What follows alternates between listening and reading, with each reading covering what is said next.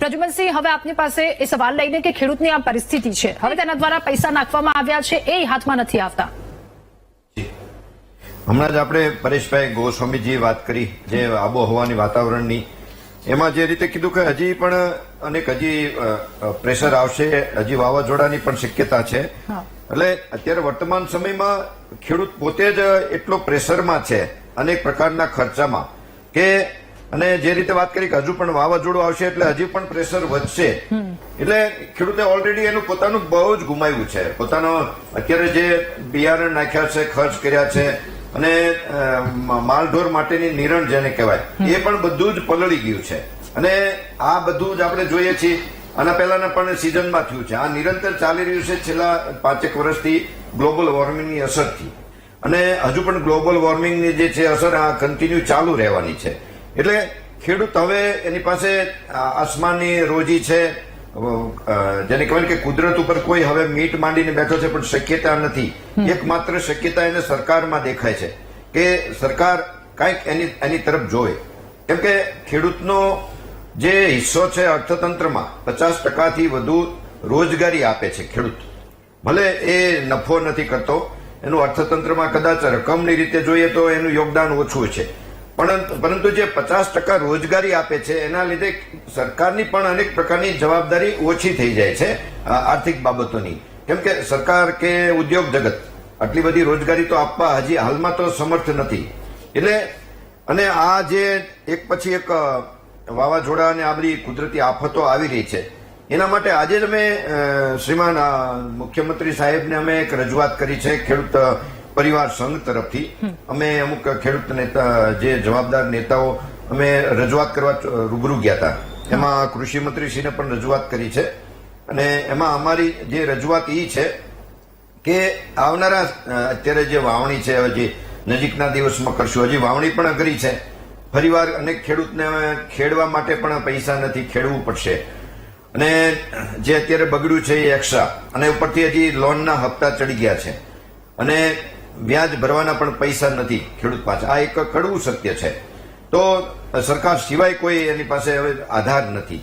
એટલે સરકારની પાસે માંગણી કરી છે કે આવનારા સમયમાં હવે આ ચાલુ વાવણીમાં ખેડૂતને સરકાર તરફથી 15,000 રૂપિયા દર એકરે સહાય કરવામાં આવે.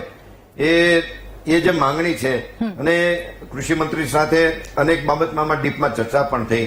જે નાણાંની વિષય છે, આખું નાણામંત્રીમાં આવે, અને કૃષિ મંત્રીશ્રીએ સારી એવી પોઝિટિવ રિપ્લાય પણ આપ્યો છે.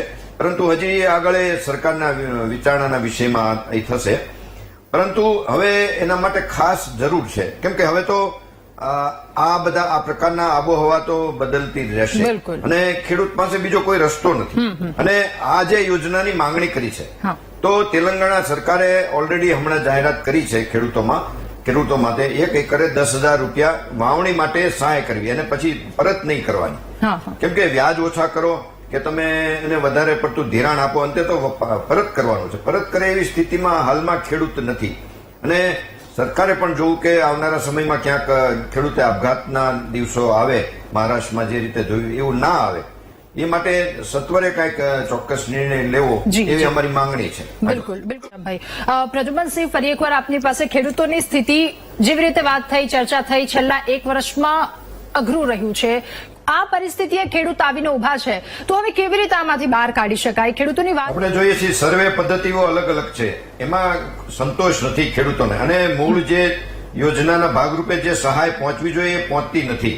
સરકાર ભલે પ્રયાસ કરે છે પોઝિટિવ, પણ ક્યાંક ને ક્યાંક સર્વે પદ્ધતિમાં ફેરફાર છે, સમય વધારે લઈ લે છે, અને ખેડૂત સુધી પહોંચતું નથી.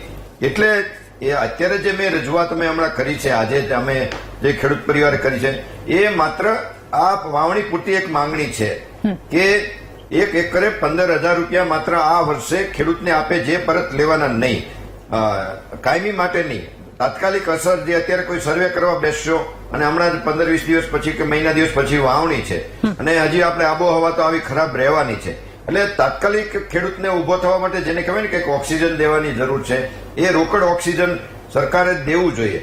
આપણે સરકારે સમજો ને કે અત્યારે સંવેદનશીલ થવું જરૂરી છે. અને ગ્લોબલ વોર્મિંગ જે રીતે આવી રહી છે, દર વર્ષે કંઈક ને કંઈક નવું આવે છે. એટલે સરકારે પણ આ યોજનામાં નવા નવા આમૂલ પરિવર્તનો કરવા જરૂરી રહેશે.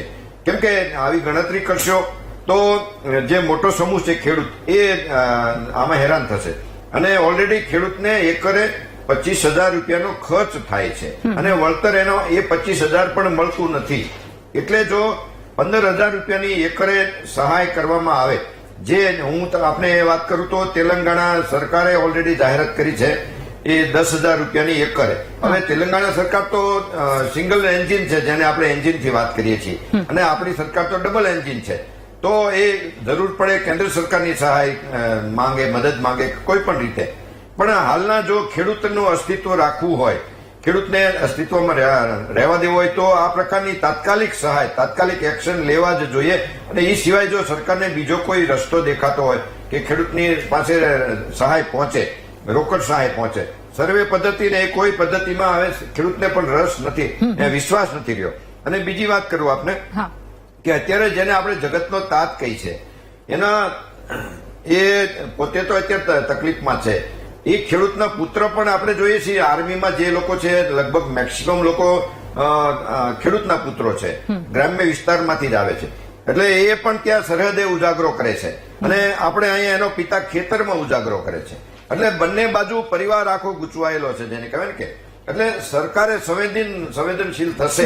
અને ભૂતકાળમાં પણ 19 લાખ કરોડ રૂપિયા જો ઉદ્યોગપતિઓને સરકાર માફ કરતી હોય તો આ એકાદ સિઝન વાવવા માટે, એટલે સરકારે માત્ર સૂત્ર જ મૂકવાનું છે, વાવશે સરકાર ને લણશે કિસાન. આ વખતનું ચોમાસું વાવશે સરકાર અને લણશે કિસાન. જો એ આ વખતે આવી રોકડ સહાય આપે તો એક જેમ કે બુસ્ટર ડોઝ કિસાનને મળી શકે. જી બિલકુલ. એટલે સરકાર દ્વારા મદદ કરવામાં આવે એવી આશા સૌ કોઈ સેવી રહ્યા છે.